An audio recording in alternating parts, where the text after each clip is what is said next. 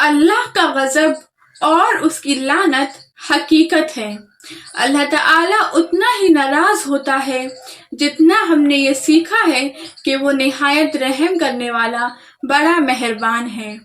sometimes کچھ اعمال ایسے ہوتے ہیں جن پر عمل کر کے ہم اللہ کا غضب، اس کی لعنت، اس کی سزا اور اس کی ناراضگی کا باعث بنتے ہیں۔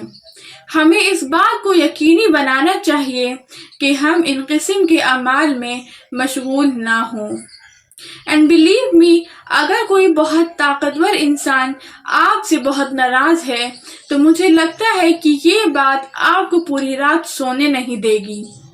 ہم ایک انسان سے ڈرنے کے لیے تیار ہیں، لیکن creator of the entire creation, پوری مخلوق کے خالق سے ڈرنے کو تیار نہیں۔ اللہ ہمیں ہپوکریسی، منافقت سے بچائے۔ سورہ فاتحہ جو قرآن کی اوپننگ سورہ ہے، اس سورت میں اللہ تعالیٰ ایک دعا کا ذکر کرتا ہے جہاں اللہ کہتا ہے اہدنا الصراط المستقیم، ہمیں سیدھے رستے چلا، جو اب تک کی سب سے امپورٹنٹ دعا ہے جو کوئی بھی یاد کر سکتا ہے۔ اور باقی کی صورت اس بارے میں ہے کہ سیدھا رستہ کیا ہے۔ یہ ان لوگوں کا رستہ ہے جن پر اللہ نے فضل کیا ہے، جو انبیاء، رسول، ایمان لانے والے اور نیک عمل کرنے والے ہیں۔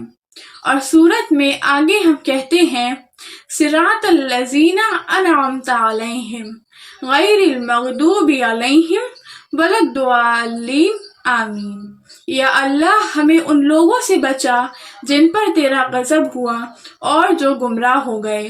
اس سے ظاہر ہوتا ہے کہ اللہ تعالیٰ غضبناک ہے۔ اس صورت میں اللہ کن سے غصہ ہوا؟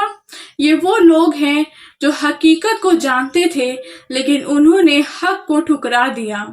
اہل کتاب کے ساتھ ساتھ دوسرے تمام لوگ جنہوں نے حق کو جانا ہے، جو جانتے تھے کہ حق کیا ہے، جو کہتے تھے کہ ہم اس سائن کا انتظار کر رہے ہیں، ہم اس سائن کا انتظار کر رہے ہیں، لیکن جب نبی صلی اللہ علیہ وسلم ان تمام سائنس کے ساتھ ان کے پاس آئے تو انہوں نے ان کو نہ مانا، انہیں ڈینائی کیا، کیونکہ وہ عرب میں سے تھے۔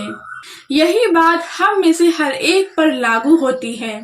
اگر ہم حق کو جانتے ہیں، ہم قرآن کو جانتے ہیں، اس پر ایمان لانے کا دعویٰ کرتے ہیں، ہم رسول کو جانتے ہیں، ہم رسولوں کو جانتے ہیں، نبی کی سنتوں کو جانتے ہیں، ہم وحی کو جانتے ہیں، اگر ہم ان تمام چیزوں سے منہ موڑ لیں، انہیں نہ مانیں، تو ہم اللہ کی ناراضگی حاصل کریں گے، اور اگر اللہ ہم سے ناراض ہے تو یقین کریں کہ ہمارے لیے عذاب ہے۔